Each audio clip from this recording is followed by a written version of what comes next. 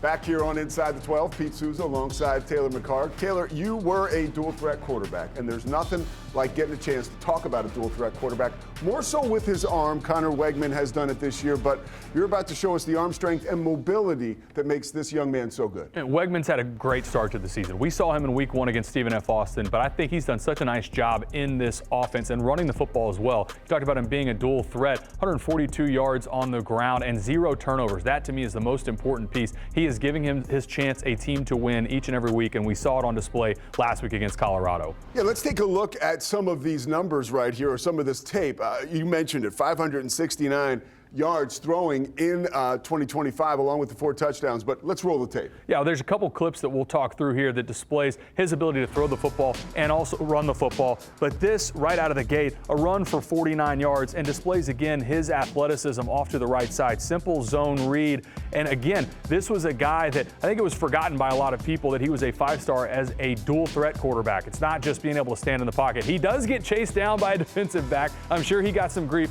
in the film room for this. The drive was capped off by a touchdown from Dean Connors. But you see his ability to get vertical and that burst. That is a real weapon on the outside for Houston. And his ability to run the football, I think in tight contested games in league play, they're going to really lean on that. And you can see his head coach, Willie Fritz, loves it. This throw, I thought, was his best throw of the day to Stephon Johnson over the outside. 54-yard pass. Next play ends up being a rush for a touchdown. But as he stands in the pocket, watch how he delivers this to the outside. A little bit of separation, but the air yards on that, go outside, anybody try and throw the ball half that far. I think his ability to display that arm strength to the outside, that's a great throw, and something that the combination between the two, his ability to run the football and take shots like this. If you're a Houston Cougars fan, you're really excited about the start to the season and who you have as your signal caller in Connor Wegman. Yeah, I mean, he's got toys too, right? Tanner Kozio, probably one of the best tight ends in the country. We showed you Stephon Johnson.